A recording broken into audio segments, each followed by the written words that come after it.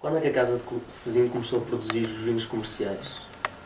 Os vinhos comerciais começaram a ser produzidos há cerca de 20 anos atrás, em 1986, 87, utilizando os sistemas de produção que tínhamos, que não eram já tão modernos como os que temos agora. Começou-se a tentar pôr no mercado um vinho que fosse mais aceite e mais adaptado ao gosto do consumidor. A partir daí, nestes últimos anos também chegámos à conclusão que realmente esses vinhos já estavam, pouco e pouco, a ficar um bocadinho desatualizados e demos início agora a uma segunda reconversão. Portanto, estamos nessa fase agora. E quanto à reconversão e modernização da empresa, no que é que consistiu basicamente? A reconversão e modernização, portanto, começou sobretudo na área de vinha, primeiro, com o novo sistema de plantação, que é um sistema de plantação muito mais mecanizável, que requer muito menos mão de obra, mais fácil de trabalhar, com a grande vantagem de termos alinhamentos norte-sul, portanto conseguimos ter maturações fantásticas, graduações muito mais elevadas e vinhos com uma estrutura muito melhor. Essa reconversão, portanto, na parte da vinha está terminada. Fizemos também uma reconversão, digamos, dentro da adega, portanto, mecanização da adega, automatização da linha de enchimento e também um aperfeiçoamento no tipo de vinhos que tínhamos. Essencialmente, o que é preciso ter para começar a produzir o vinho verde? Para produzir vinho verde com um mínimo de qualidade, temos que ter primeiro, como eu venho a falar, em boas uvas, portanto, parte logo de início da parte de plantação e da vinha, e depois então uma adega com o mínimo de condições para podermos pôr vinhos no mercado que não nos deem problemas nem dores de cabeça.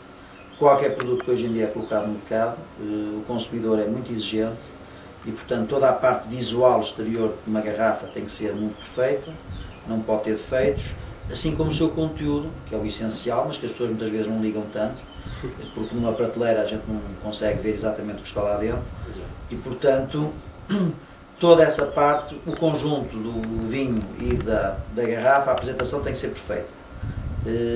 Isso é essencial hoje em dia.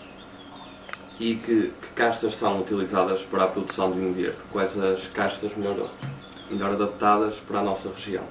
As castas que nós estamos a utilizar aqui e que estamos a utilizar porque fizemos ensaios e fizemos experiências, neste momento as mais adequadas e que se adaptam melhor à região é o Loureiro, que é uma casta por excelência da região, que é uma casta muito aromática e que tem características muito boas, e o Arinto, que é uma casta que está mais espalhada pelo país, uma casta que, essa ao contrário, é menos aromática, mas tem características de estabilidade e permite aos vinhos terem uma longevidade muito maior.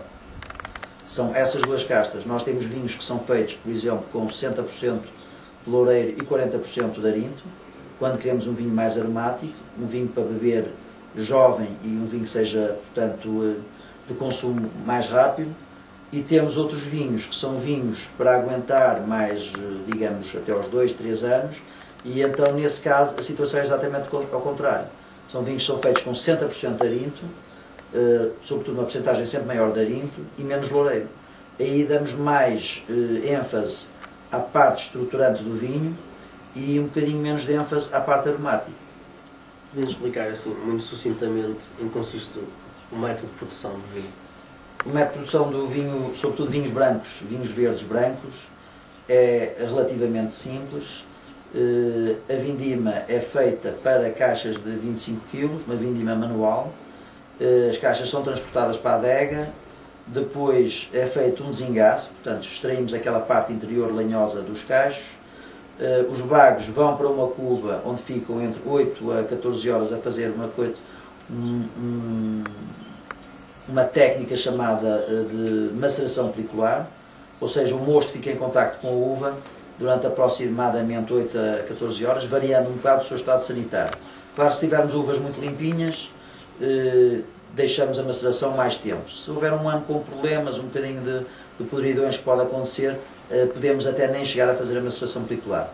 Depois da maceração titular, as uvas vão diretamente para a prensa, são prensadas com um programa específico, consoante o tipo de uva que for e consoante o tipo de vinho que a gente pretender.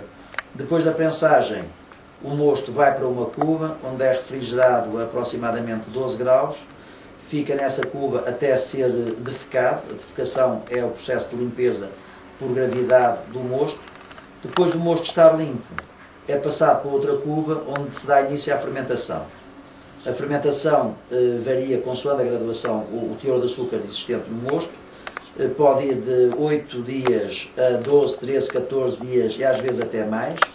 Uma vez que o processo de fermentação está terminado, o vinho, já em estado de vinho, é colocado noutra cuba e fica a limpar, digamos, a fazer o fim de fermentação, sem controle de temperatura, só para acabar mesmo de transformar restos de açúcar que tivesse em álcool. A partir daí é passado para outra cuba e fica normalmente quieto mais ou menos durante um mês.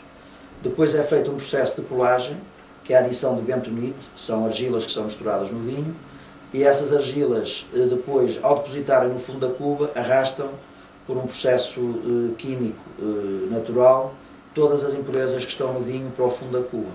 O vinho é passado para outra cuba, onde fica à espera para então ser feita uma filtragem de desbaste, que é uma filtragem muito larga.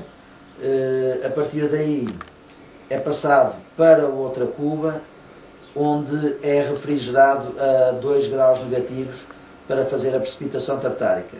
O vinho naturalmente tem diluídos cálcio e potássio, normalmente, entre outros. Esse cálcio e potássio tem que ser eliminado antes do processo de enchimento, de engarrafamento, porque senão apareceria no fundo das garrafas. Portanto, nós provocamos a precipitação tartárica numa cuba de refrigeração durante mais ou menos 48 horas, às vezes 72 horas, consoante a graduação do vinho. A partir daí, então, é filtrado com uma placa mais fechada e vai para a cuba de enchimento. Depois, na cuba de enchimento, o vinho é bombeado para a máquina de encher, onde é feito um enchimento com a adição de anidrido carbónico, um bocadinho de gás, para lhe dar um pico, e é arrolhado.